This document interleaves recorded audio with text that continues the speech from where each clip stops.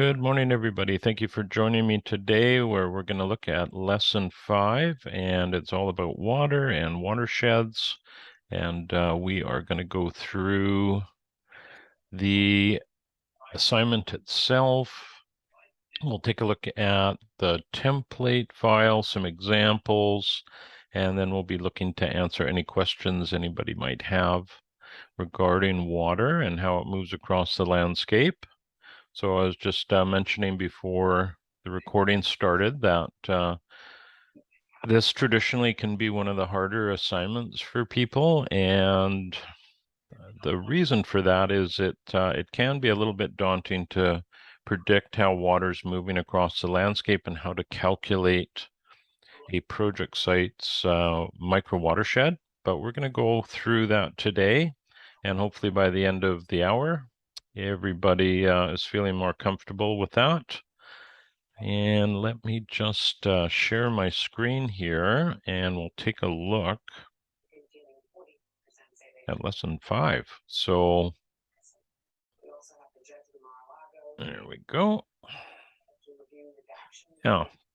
So we have 3 different things we're wanting to achieve in lesson 5's assignment. The first is the water survey, which I think is pretty straightforward. We just want to know where your potable water comes from, where the wastewater for your project site goes, and the 24 rain hour event and average annual rainfall. So those are 2 sort of key numbers that we want to keep in the back of our heads as we go into a deeper dive into water. But those will play into some of our calculations that we are going to put together in terms of how much water comes off of impervious surfaces.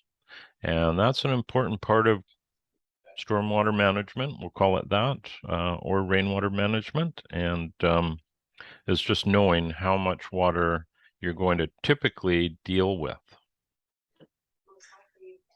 Yeah, and then the type of roofing material, because that is also an important little piece of information that it really does dictate what you can do with any collected water off of a roof surface. An example would be where I live. We've just recently had our roof redone. We had asphalt shingle for years, and that's basically all we could manage 25 years ago when we had it put on, and that has limited what we could do with our collected rainwater. We had to basically send it to woody plant material that and ornamental that could deal with some of the hydrocarbons and fire retardants that are typically found on roof surfaces. But now we're on to a metal roof, and that opens up a whole new world for us. So what, and probably, well, maybe with our next Q&A, I can, we're just about to start in the next week or so with a construction or renovation, basically, of a pond area where we're taking an existing pond and we are going to re-excavate it in a goal of getting 80,000 gallons worth of storage. We want to be able to augment our irrigation with that. So yeah, well, we'll talk about that later. So water survey is important, but it's only worth 4 points. And then we go to the watershed map, and that's a biggie. So if we go to the template file and we go down to the watershed map, you'll notice the first page here is a practice sheet. And I would highly suggest everybody takes a look at that. We have a project site here, and we have contours with their elevations clearly labeled. And if you have any challenge going through this, what you might want to do, if we zoom out a little, is you can see there's a number of tutorials at the top here in blue. And those would be really good to take a peek at just to get a good idea of how, okay, sorry, hitting the wrong button here. They're great tutorials just to see how water travels across the landscape and how you can document your micro watershed here. And it's not, once you get it, it isn't too hard to do. And here is the crux of it. Water flows at a right angle to a contour. So if you have any given contour on any given landscape, we know that water is going to flow at a 90-degree angle to that. It goes downhill. And that is how we calculate the boundary of the micro watershed. We basically start at the lowest point in the project site boundary and we work our way up. And then we see how far it's going to go. And we do that with each side here, and they're going to meet. And this isn't too daunting of a exercise. It's only worth 1 point, so it's not huge, but it does help set you up for a little bit later on when we're looking at your own micro watershed and how that might look. And you can see some examples here. And some of these examples are really quite good because these are in urban spaces. Even acreage spaces would have some similarities here where we have roadways and sidewalks that are constraints within our micro watershed. So you want to definitely keep these in mind because if you had, let's say, this site was a little bit different and this was low rather than being high, and it was collecting water. As soon as we hit a roadway, we know that we're not typically going to get water coming off the road onto the project site. That's not a typical event in the landscape. So if we had a high point over here, the water's going to flow towards the project site, but it's going to be interrupted by the road. So keep that in mind when you're calculating your own micro watershed. This is a macro watershed here, much larger, and this is a micro within it. But again, on this site, there's a roadway, so the road's not creating any sort of challenge. And it is shown here. This person has shown how water is going to flow into their project site. So this can be quite an eye-opener. You may, on occasion, have a situation like this, where on this property, they are their own micro watershed and they have a high point on the property. So no water comes onto the site from adjoining properties or parcels. That can happen. You might be on top of a little plateau, but often we have influence from neighboring properties. So that's important to know. Because if we get high rain events, it can certainly, this has been very proactive if we want to plan for those high rain events and what may happen when we get the runoff coming onto the property itself. So again, this is a good exercise to go through. The first one, and that sets us up for this. Let me just show you while we're talking about that, one of the student examples. So there you go. You've got the practice sheet here, and this may or may not make sense. I would strongly suggest you go through the tutorial videos. There should be a couple of them. I did one quite a while ago, and Javin's done one or two. So I'm not exactly sure whose is on the within the template file here,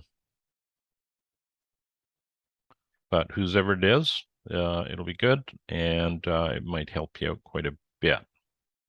This is the macro. Macro watersheds are quite easy to find typically. You know, we just basically Google your area and search for macro watersheds. Here on Vancouver Island up near Comox, here's a nice image of those larger macro watersheds. Now, the one thing we do like to do when we're importing maps is indicate on the map where the project site is. Okay, and again, here is the macro, and then we've got the project site or that micro watershed down here. And this person had some good contour information, and they've overlaid it with Google Earth.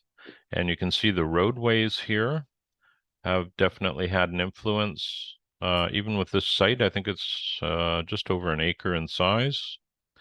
But you can, this person was able to pretty accurately calculate the micro watershed of the project site given this contour information that they were able to get.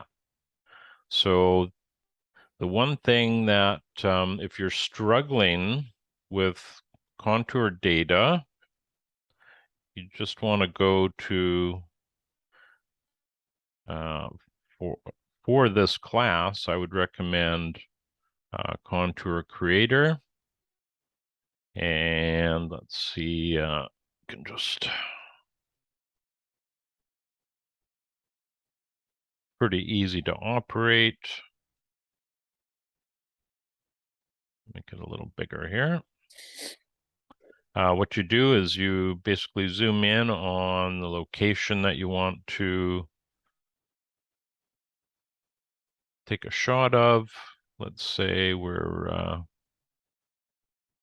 let's say we're in this forested area here.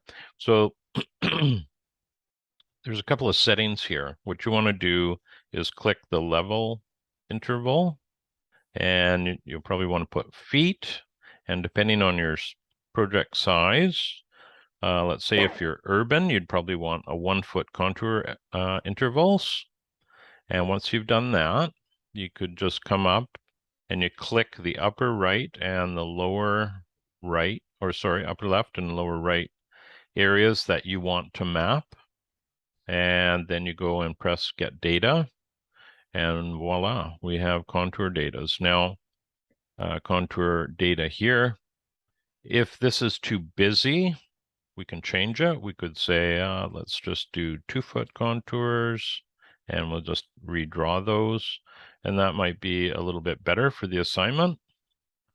And if we were on this house here, let's say this was our project site and the boundary was back here, we know from our legend that this is low and this is higher. So it looks like we've got a neighboring property that climbs up higher than ours and could very well influence the project site.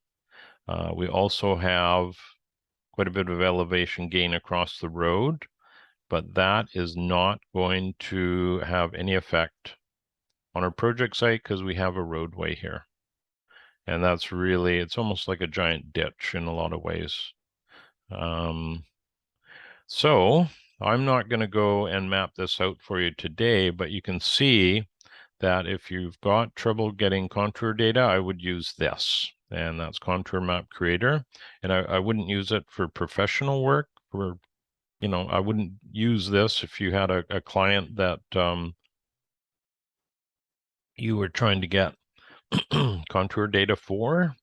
But for this class, it's really good because it's going to be somewhat accurate and it'll allow you to go through this exercise.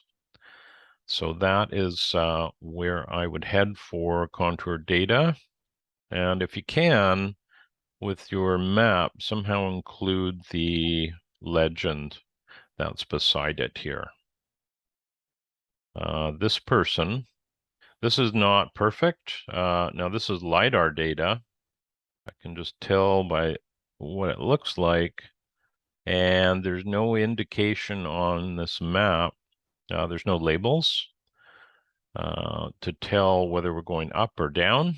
So that's something you'd want to consider. That's one way this map could have improved, is if we had some idea of what each contour, if not each contour, at least a couple of them, so that we know where the direction of elevation gain is. So in all likelihood, you won't be acquiring this data because it's not the easiest process.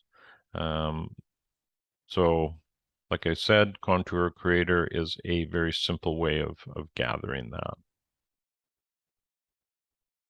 Let's see. And then we have our SWOT analysis, and that's pretty straightforward. Let's go back to the template file here. So we look at the macro watershed. Again, that is fairly straightforward. And that could be, there's so many different levels of the macro watershed. That could be, very, very large. And in fact, this is quite a good size right here. And let's see if we have got another watershed map here. So again, the macro is a fairly easy one to find, but what we do want to do, a couple of key items here. We want to put a boundary in this, and the ones that you're going to find on the web will have a boundary and will have a basin. So everything inside the boundary is basically your watershed basin.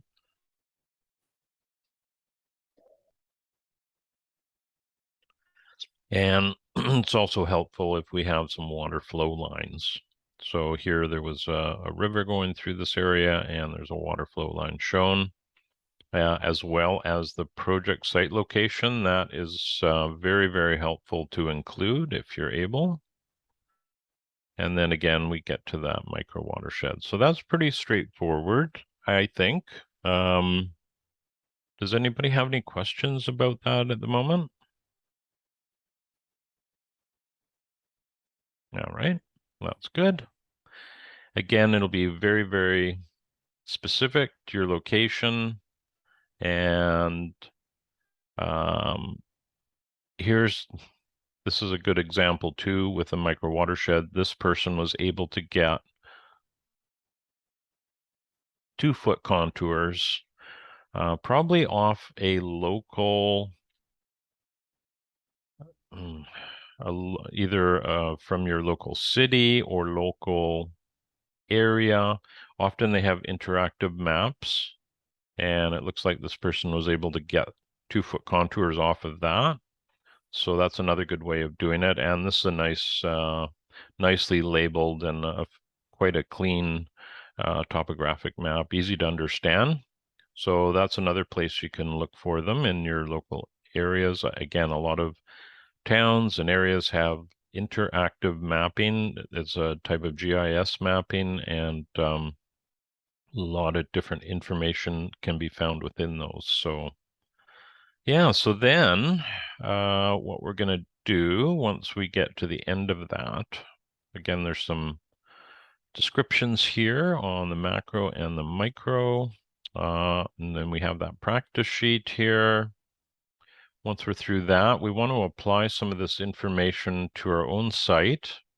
So we are going to include a map of this project site, and we want to know where the water enters the site, if it does, and where it leaves, where the roof areas are and the downspouts, because what we want to do here is calculate how much annually, how much water is coming off a given roof area. And that's going to help us plan what we can do with that. Some potential gray water locations, because believe it or not, that's one of those low-hanging fruit that is often overlooked in North America, and a tremendous amount of water goes down the drain rather than into a landscape. So there are definitely safe ways that we can use that within our landscape. And here, an example being the laundry or shower. Now, you just have to be mindful what you do with that. You wouldn't want to be, excuse me, got a bit of wildfire smoke around us today. With gray water, where I live in British Columbia, Canada, we are not allowed to just basically dump that onto the surface, nor are we allowed to pump that through irrigation and spray it above ground. We have to place it below ground. So your local areas may have some guidelines, they may not. We're very lucky in British Columbia, we're allowed to reuse gray water and composting toilets and rainwater harvesting, all those wonderful resources that we find within our landscape. But do check out what is allowable. And again, there's some very, very simple solutions that I've seen. You can basically put a little valve near the trap under a kitchen sink and put it into a bucket. All sorts of ways of doing this. So that's a super simple manual way. And we're going to look at where your taps are or your spigots around the house. Other impermeable surfaces, those are important too. So we have walkways and patios and driveways. They do not absorb water. They are impervious. So these are really good to calculate. They're all part of the big picture. It's much easier to grab water off the roof, but you can certainly make use of water coming off of a driveway as well. And in fact, the farm design training that I've been part of the last couple of years, the agrarian.org, one of the big things there in farm design is actually using roadways as collection surfaces for ponds, and quite an ingenious approach. And let's see here. So we want the direction of the slope. We want to know that. That's important. So contour information is a good idea. Whether you have any wetlands or ponds or other water features. So again, contour lines and any well locations and details you have. So we have a well where I live, and we're very lucky. We have 8 to 10 gallons a minute, but and we're around 225 feet. So if you have that info, that's good to know, because if you have a very low flow rate, you want to factor that in as you're going through your design, thinking, okay, we need to be looking at other sources of water to potentially to augment a low flow well. And then we go through this chart. So we're going to have a month per month precipitation for your area, total area for the whole site, and your average annual rainfall, and that 24-hour rain event, which is really important if you can get it. The runoff coefficient factor. So that's pretty straightforward. It's really just based on the type of materials that we're dealing with. And typically, like asphalt shingle can be sort of 0.75, 0.7. Okay, I got a little note in the chat here from Pandora. Is water collected on a green roof considered gray water? No, that would be considered rainwater. And funny enough, I have a friend who's got an incredible, well, a number of green roofs on their property, and the runoff coefficient for that is about 0.1. So only about 10% of the water that hits a green roof would be usable or collectible. So it's very, very interesting. So it's like a little sponge on your rooftop. So I hope that answers your question, Pandora. How is it classified? Yeah, it'd be rainwater, right? So rainwater collection. rather than gray. Gray water is water that's coming out of your house typically, and you will have used it for cleaning, washing. It's not black water.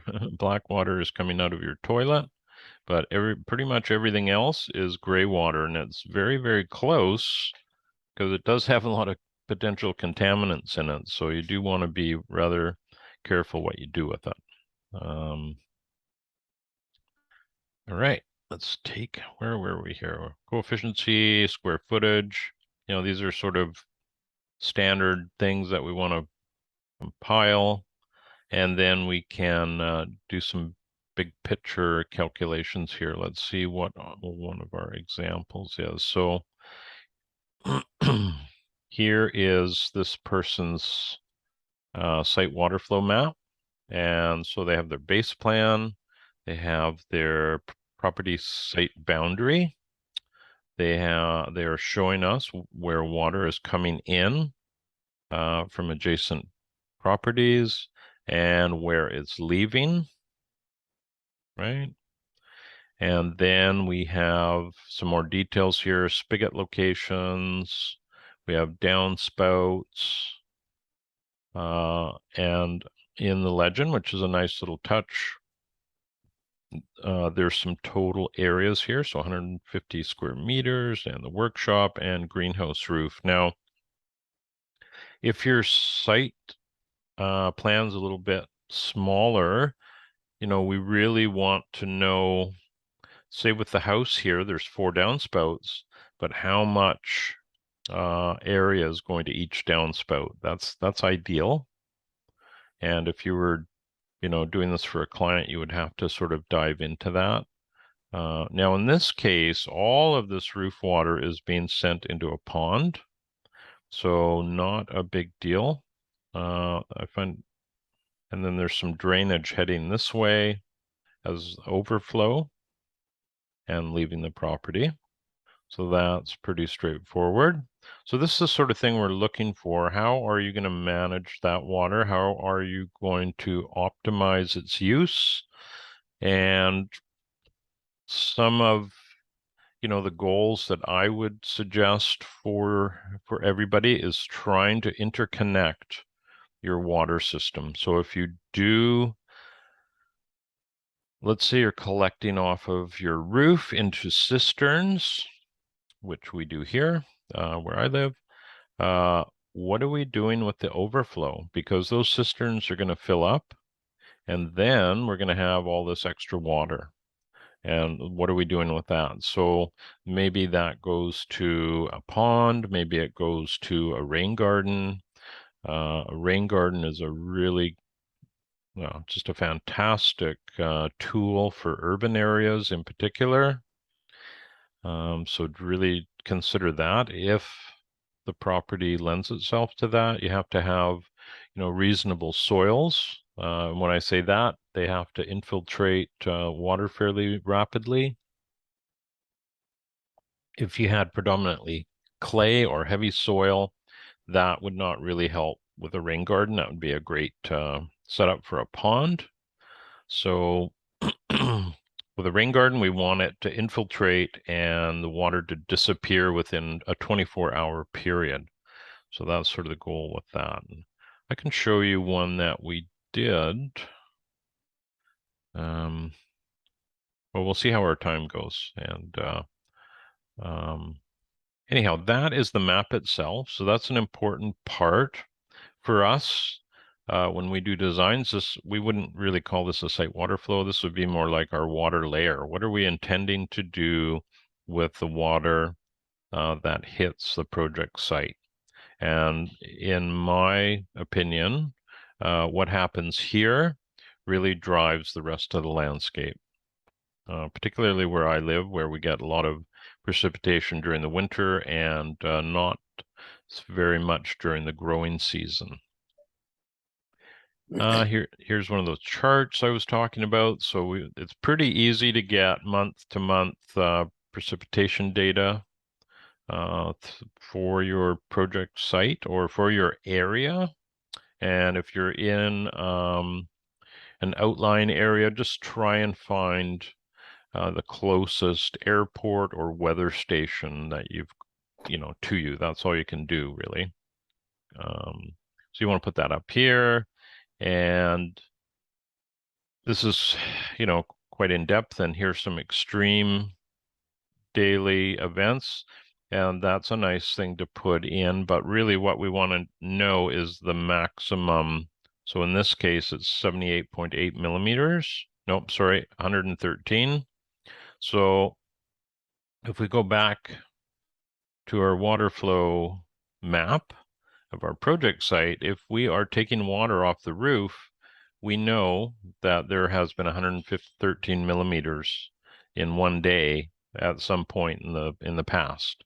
So you'd want to definitely plan for your rainwater harvesting structures to handle that kind of inflow, as well as providing an overflow or outflow for that kind of volume, so you don't get any backup or flooding going on. And the odds are this is just going to go up.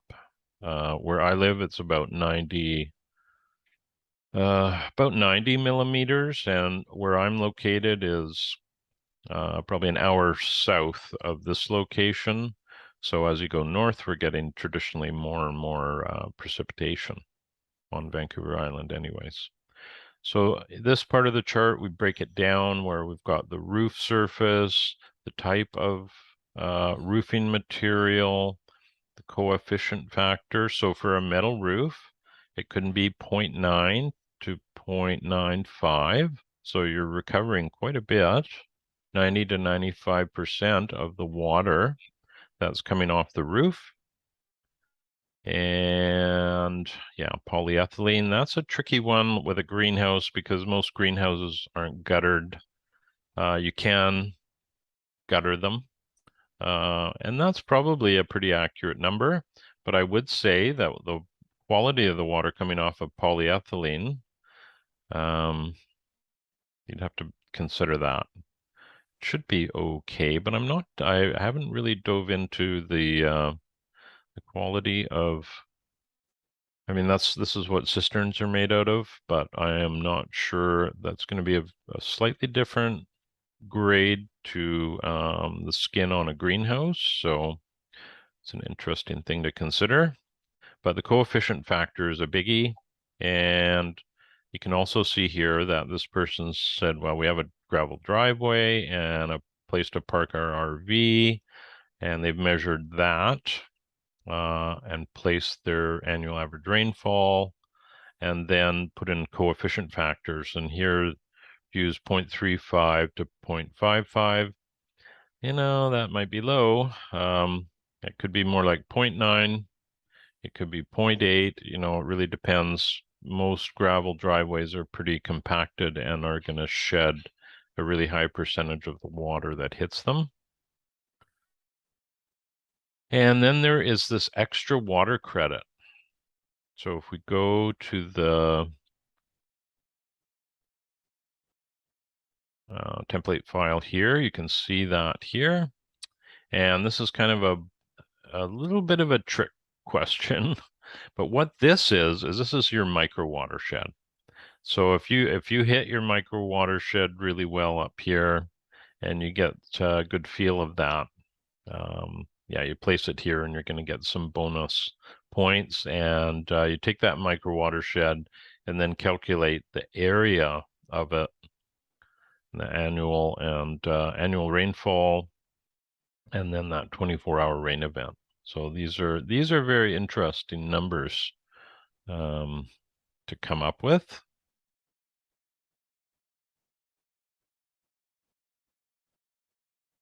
So I would encourage you to do that. That's sort of some, I won't say that free points, but it is somewhat.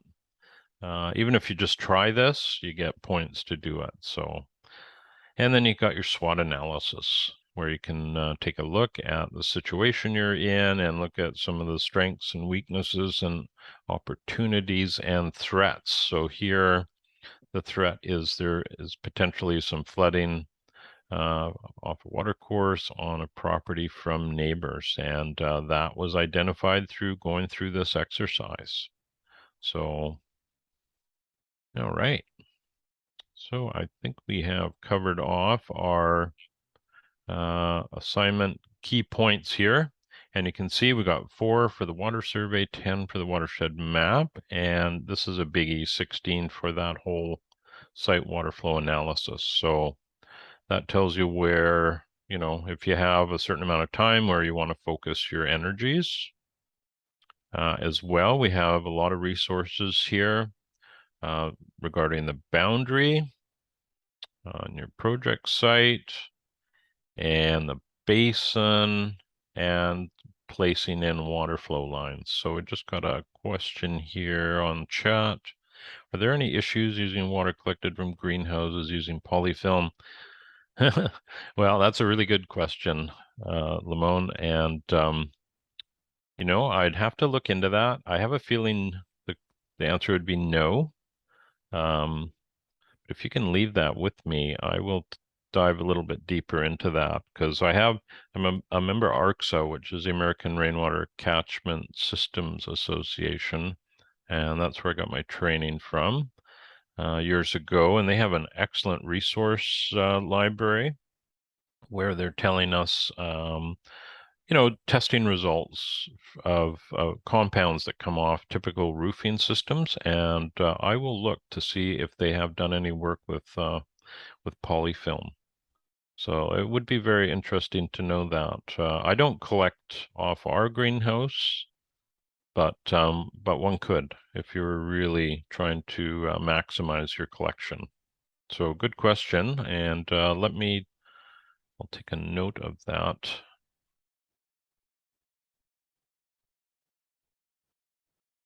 Get back to you on it.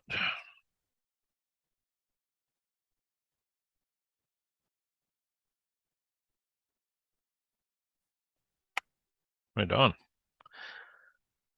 There's some how-to videos here. So there's all sorts of good little videos here to take a look at if you're having any challenges with the micro watershed and the difference between micro and macro. And then here's some other resources that are a little more general, and how to calculate the site water flow. Some of these runoff coefficiencies might not be accurate.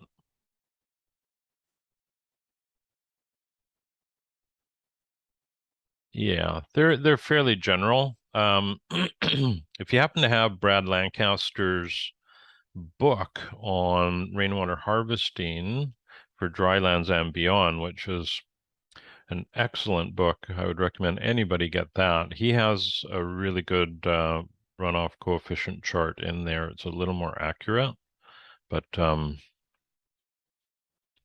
these are good resources to take a look at.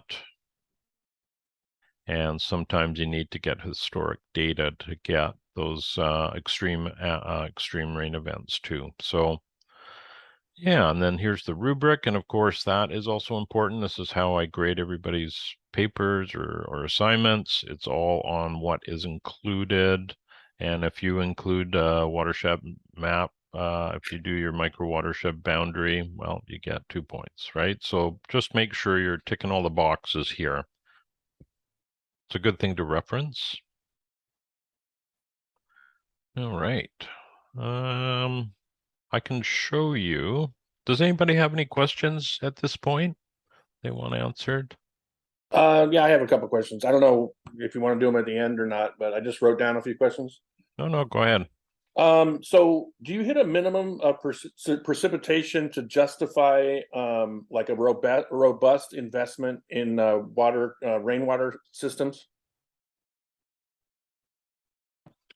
Yeah, that's a good question. There are there are a number of factors. You see, there's never, we get this question occasionally.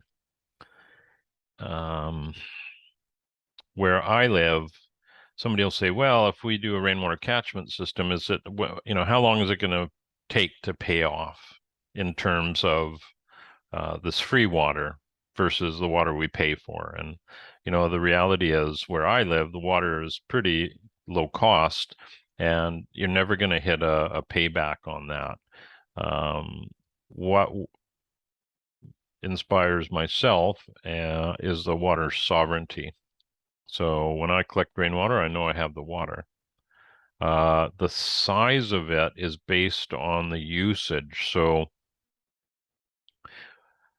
a few years ago, we had a rainwater course at OSU here, and I helped Andrew put it together. And part of the process we would go through is calculating our usage.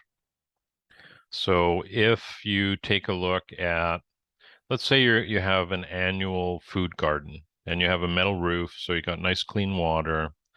You can calculate your usage fairly easily by taking that area of landscape that you're wanting to irrigate and assuming you're going to put an inch of water on there every week.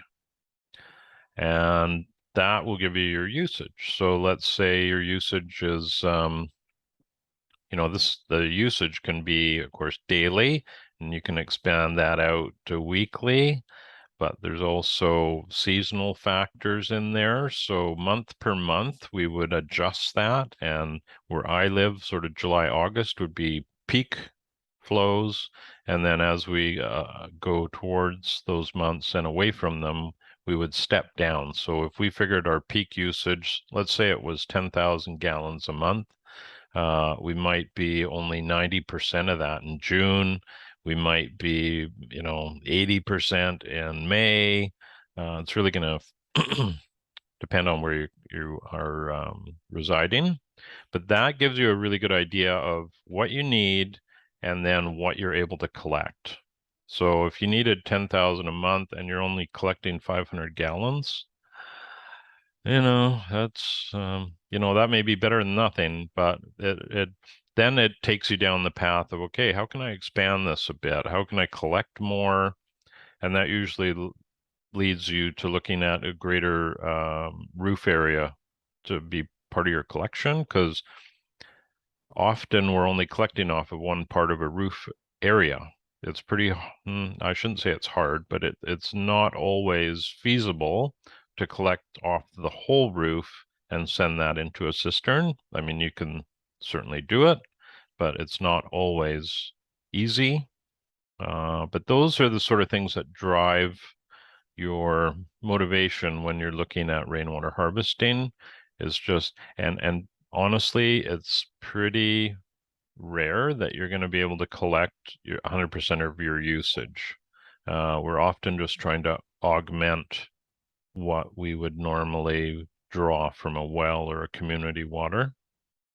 Now my household's taken the next step with our system where we're putting hopefully an 80,000 gallon irrigation pond in place, and half of our roof will go into that, but that won't fill it. So we're going to have this huge pond, but it won't completely fill in a year with our roof surface and our average annual rainfall. But we also have a ditch that runs at the top of our property. All the runoff from my neighbor goes into it. And we're going to take that, put it into a little silt pond, little catchment, and then into our irrigation pond. So I'm not sure if that really helped you, Tim, but there's no silver bullet. It's all really going to be, you know, very, very much individual. Some people collect rainwater for potable use too, and then that is a completely different scenario. That's where you look at your usage, and you have to meet 100% of your water needs in that case, if you're off grid. But yeah, does that help you at all? Yeah, that's good. I'm just like, you probably know that I live in a dry climate. Yeah. And so, I mean, actually, even the concept of a pond, I have a property that has like a saddleback. And so it drains from both sides to both sides to the middle. But Yeah. like, even if I put in a small pond as a way for drainage and stuff, I mean, mostly in the dry seasons, it's going to dry up. And so even if I had a pond, it would almost be like a liability because I would have to fill it up in the dry times to keep it there. I mean, everything would just transpire. Well, you'd have to, yeah, a couple things. You have to consider um, if you have clay, whether that's going to hold water or whether you might have to line it with some material, and then how evaporation is going to play into that. So in areas such as in Australia, where they're trying to, same idea, dry climate, very unstable climate, and they tend to have deeper ponds and reduce their surface area as much as possible. Okay. Yeah. Yeah. And then, if wind is a factor, plan for trees to try and buffer that a little bit, but not have the trees too close. Um, it's a pretty big rabbit hole, we'll say that. Yeah. The rainwater harvesting. Some of the simpler things are, like a rain garden. That may not really be appropriate where you are. You're probably wanting to capture into a cistern, but if you're, what I would recommend for yourself, Tim, because you're in the industry, you might want to look at ARCSA and some of the training resources they have. I know they do online training programs now. They used to do it in person. They may still do that as well, but they're one of the leaders in certainly North America. Canada has its own association, and I trained through that as well. But ARCSA is really the place to go for, um, a lot of resources. There'd be a lot of people in your situation. Um, they're all That, over North America there. So, yeah, and that, then you can get certified, and it's a great starting point. At least you have the tools in your toolbox, and you know some of the red flags to avoid if and you're putting. that's an abbreviation, ARCSA, or Yes, that's right. Yeah, okay. yeah. So we have a question here from Pandora. Should downspout pipes off a rainwater collection roof be certified as non-toxic? Yeah, well, it really depends. Sometimes with downspouts, we're bringing them down in metal, and then we may convert to potable PVC at some point along that route. At some point, you have to convert over. So most of the downspouts being metal are not going to be an issue.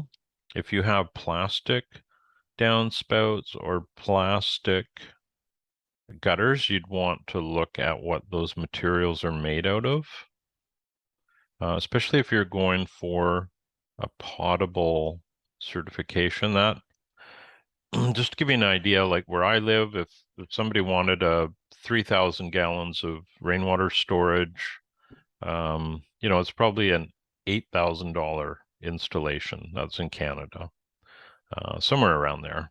If you wanted a potable rainwater system, you're probably looking at 35,000 and up because you have to store way more water and it has to be filtered so that where I live, so that it meets Canadian drinking water standards. Let's see here. One example, roof is metal, has black non-potable pipes. Right. So that is probably ABS piping. And that is not for potable use. Would it be okay for a rain garden? Certainly. Are there better types? Yes. So where I live, we often will use what's called Schedule 40 PVC, and that is for potable use. And that is the sort of materials we'll use in what's called the conveyance system. So it's a system that takes the water from the gutter into the storage vessel. So all of those parts you have to be mindful of. And if you're doing a potable system, even the glues, right? So. Oh yeah, even the glue. Yeah, that's a good thing. Yeah, this is for like the place that I live, not my project site, but it's a large apartment complex, and the landlord put, an all metal roof for the rainwater catchment. But then they took out all the metal like downspouts Mhm. and put in the black plastic pipes. Mm. And well, we had I guess, Andrew Millison came and did a video here. And in the video he mentioned like that the black pipes are not potable water. But Right. they're just going down, into our rain garden. But then we have a well under the rain garden, and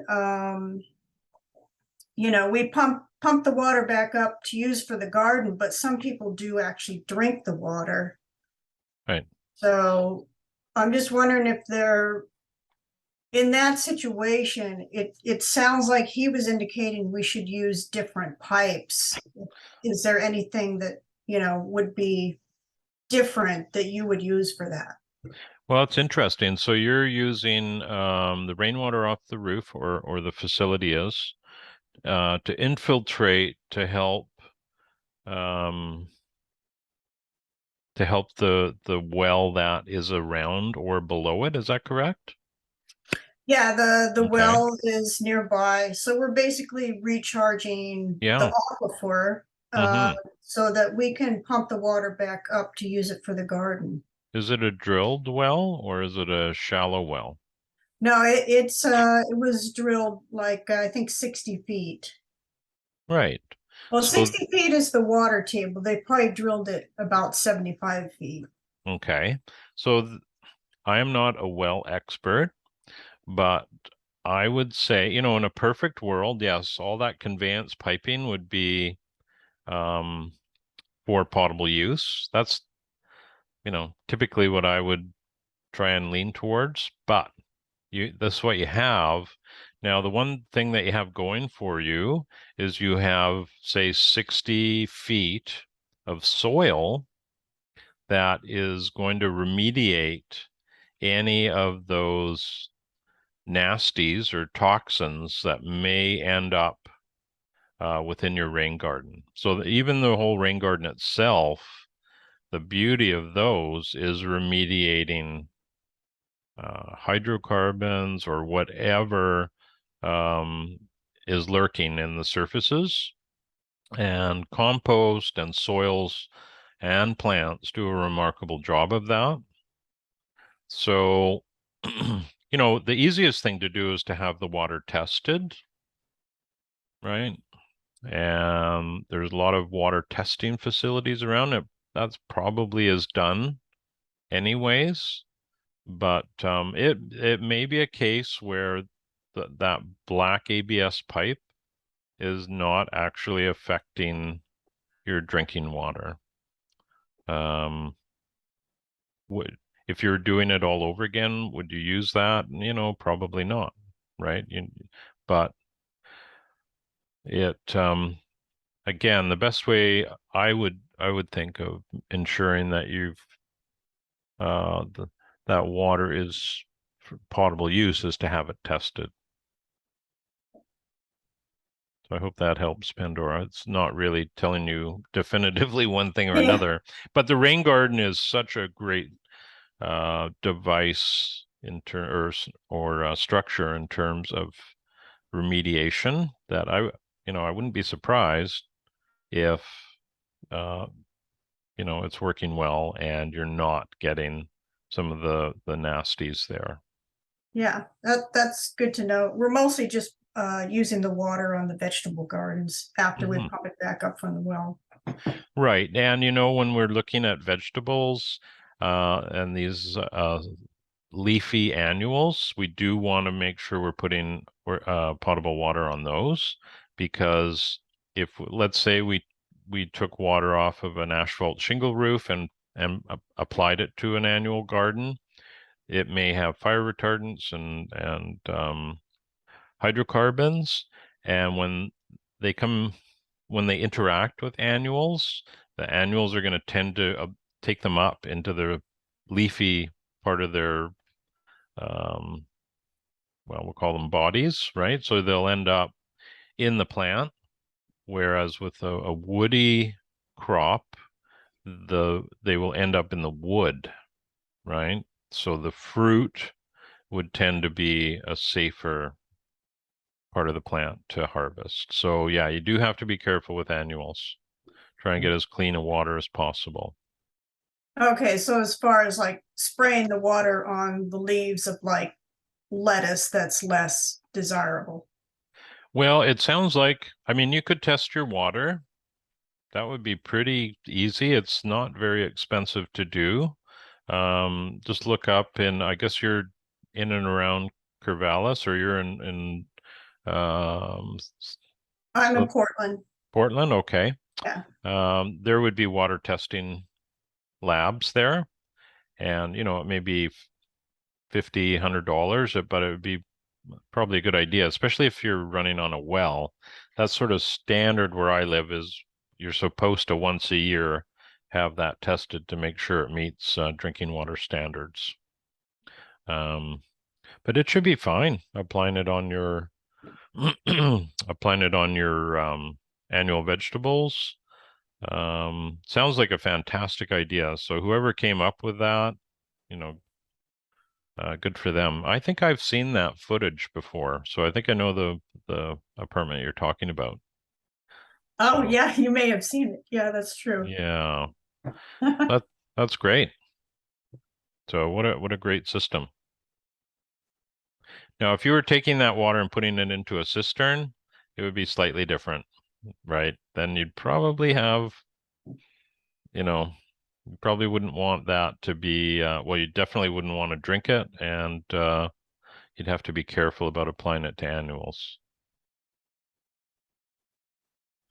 Right, if it went directly into the cistern. Yeah. Yeah, we actually pumped it back out of the ground to put it in the cistern. Yes, exactly. Yeah. Yeah. Well, that's great. Well, I would just have it tested just out of interest, make sure it's not got anything in it that raises any flags for you. Okay, well, thank you. Sure. All right. So we are at 10 o'clock here. Does anybody else have anything they'd like to say today? Any questions about our lesson 5? Yeah, I had a quick question. So how do you determine, I guess this is something more for homework to do, but how do you measure or determine the usage of water in the landscape depending on the different soils? So what I mean is, so if you have a really porous soil or like a hydrophobic soil versus like a clay soil, and you want to kind of measure or capture either the subterraneous water or the water flowing off of it, how can you kind of somehow manage or measure that kind of water?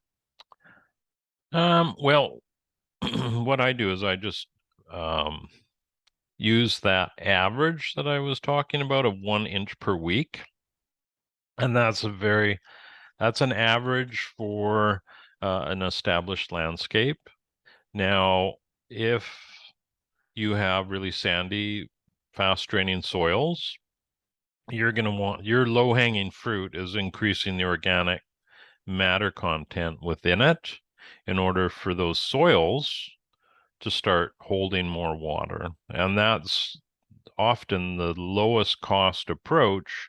And the first approach is to look at the soils you've got and bump up the organic matter content. Just as an example, a 1% increase in organic matter, which isn't very much, on, say, an acre of pasture, you're going to get an extra 20,000 gallons of storage within that acre. So if you keep bumping that up, you're holding more and more and more water. So again, the water is a really important issue, but the soils are equally important. If your soils are poor and you're storing lots of water, it's really not gonna be optimized, right? So it's the big picture, looking at everything and trying to bump up and improve the soils that you have in order to, again, hold on to that water. And that could be for clay too. Like you got heavy clay soils in the summer and you get an intense rain event, probably most of it is runoff, right? It's going to leave the site. So again, the secret to that is once again organic matter. So it really works. Miracles on all soil types. It's just how you integrate it. How do you get there? And that's it's much easier if it's a landscape that's under production, like an annual production versus pasture. Pasture takes a little longer, and you often have to integrate animals to help you out with that. Okay, just kind of a follow-up. I have a kind of a unique situation. The people are not going to inhabit the site, nor do they need a design for 4 or 5 years. Okay, so I was thinking for soil fertility and soil health, and also to kind of grow the microbiology of the soil, as well as like what you said, and capture the organic matter, to do a solution that is temporary. I mean, up to that 4 or 5 years, to do hydro seeding of kind of natives or whatever plants, because the other issue is fire. So I need to balance that around the property, but to totally hydroseed the whole property and then put in a temporary irrigation system above ground with overhead sprinklers and basically grow the plants in the soil for the 4 or 5 years.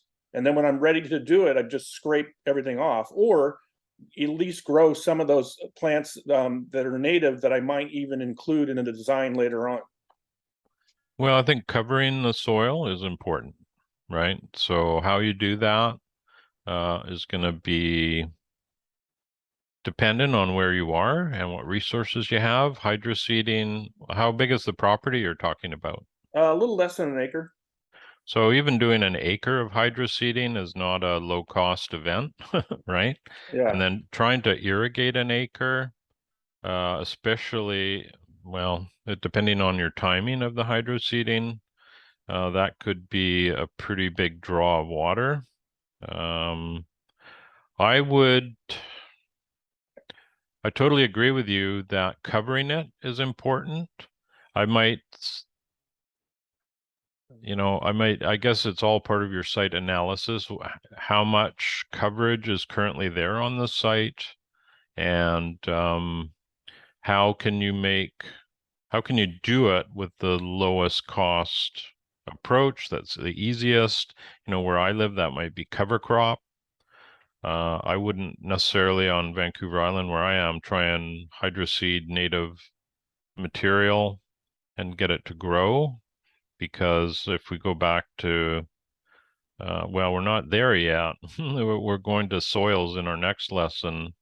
We're going to look at soil succession. So if you have a disturbed site and you're trying to grow, say, shrubs or woody material, those two do not align themselves. The biology in disturbed material is very bacterial dominant, and these woody materials want fungal components. So it's matching that up too.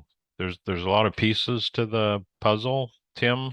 Yeah, it's But not. I would try and cover it for sure. But you're 4 or 5 years out, so I wouldn't want to. I mean, for me, I just wouldn't be getting too serious because so many things can happen over that time frame. But covering it, great idea. How can you do it without irrigating? That would be something to think about, right?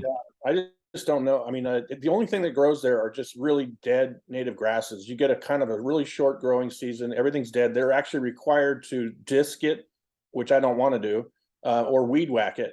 And then it just sits dead. And just from my experience of knowing soils and know that soil is that it's really not fertile and it has no organic matter. So this whole idea of kind of jump starting it with hydroseeding, and since I have experience with irrigation and I know it's cheap and I know the clients have the money, I just thought it would be really beneficial to kind of be innovative and try to do this kind of overhead thing and create a really robust soil microbiology. Well, I think that the soil piece is something that you'll have to sort of blend into your strategy. So just from what you said, you have annual grasses that are trying to, so that's low on the succession scale. Right, right. So if you were to walk away from the site and not do anything, those would continue year after year, and slowly all that foliage that's left there is organic matter, and it would slowly start to build the soil profile, and it would then allow for other types of plants to come in and to grow. So if you just hydro seed and irrigate, and then you'd have to undoubtedly fertilize, um, you may be able to get some germination on the type of plants you want, but it may be quite vulnerable. It may not be suited for the soils in their current state. So, at one point during my career, I was involved with a blower truck operation that's very much like hydro seeding, except instead of blowing out, for anybody who doesn't know, hydro seeding is basically seed suspended in water with mulch, and it's pneumatically applied, so it comes out pressurized. It's a great approach to a lot of, particularly with lawns, turf grass, to get them established versus using turf. But we used a blower truck, and what it did was it would blow compost and blend seed into the compost as it came out. So you were right out of the gate, you were applying an inch of compost. That's great. And that was the game changer. Now that costs a frickin' fortune, and not many people wanted to go down that road. So how would you get some figures on something like that? How would you get that through your hydro seed guy, or because in my case the money isn't really an issue. Like people have a lot of money, so that's not a problem. Yeah, well, you don't want to go and apply a strategy without feeling really comfy about it, right? Because if it fails, you're going to have to answer some questions. But it sounds like you've got to improve this organic content of the soil before you even think about trying to shift into another type of or classification of plants, going from annuals to even perennials. That's a big jump. But even if they're native or if they're Mediterranean, if I do a seed mix that's not necessary, I'm not talking about exotic mixes, but I'm talking about more native mixes. Yeah, well, again, it's all about the soil succession. So if, let's say where I live, we have Douglas fir old growth forests, right? If I go and cut those down and bulldoze the stumps and have a disturbance on the site, and then I go back and I plant trees, the trees are going to fail. Right. Even though they're native, they don't match up with the soil biology that's currently in place. So if you do selective logging and you take down the odd tree and then you go in and replant, everything's intact, and you have at least the highest level of success kind of leaning towards you. If you try and force it, so you're forcing a type of plant to grow in a soil that's not suited, it just won't happen. So I see this a lot. Right, but if you're okay, so you kind of suppose that instead of jumps, let's say you're jumping a succession level, but if it's logically the next succession level in terms of planting, wouldn't that make it, or are you just still No. you still jump starting it? No. Well, when we get to lesson 6, you'll see that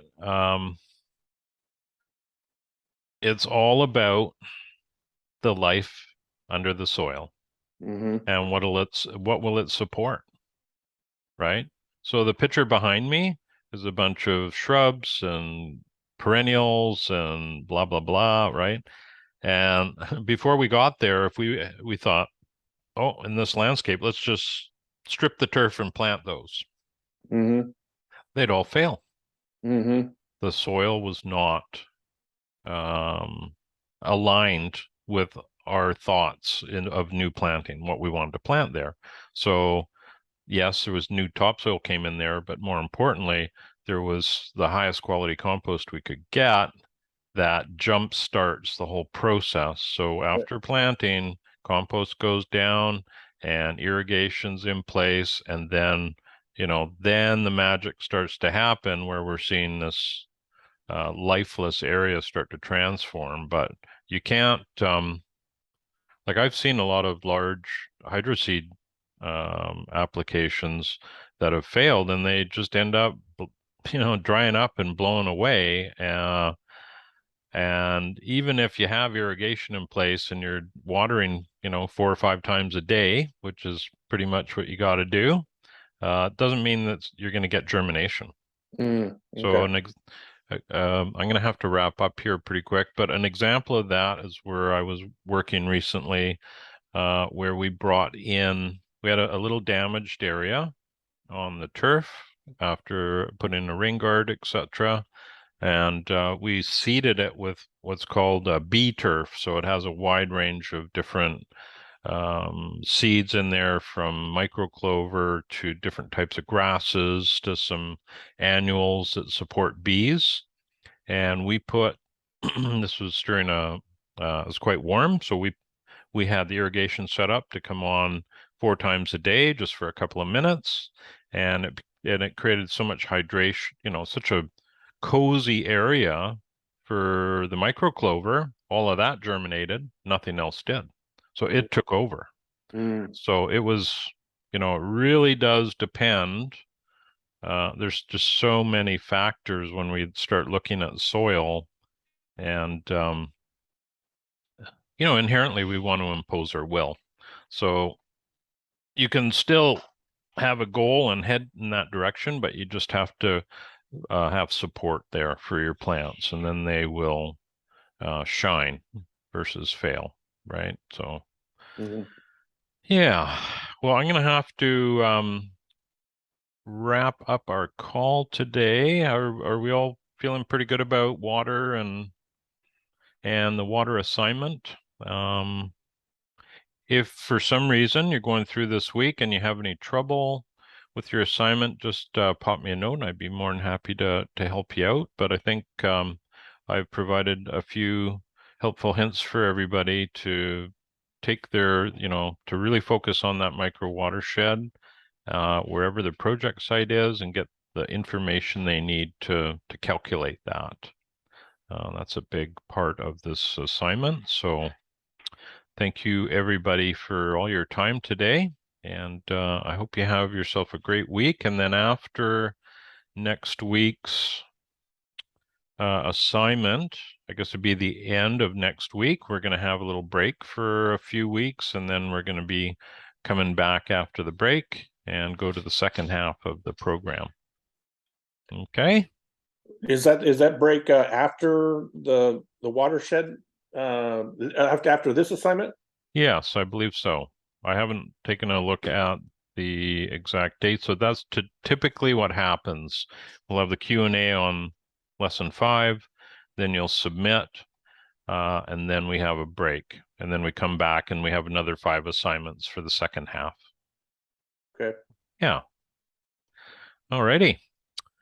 Well, everybody, thank you again, and you have yourself a great week. We look forward to seeing your assignments next Monday. And again, if you have any trouble, don't hesitate to drop me a note, and I will do everything I can to help you out. But this video should have a few little resources within it for most people. And thank you again for all your time and effort. Thank you. Yeah, take care. Bye-bye. Mhm.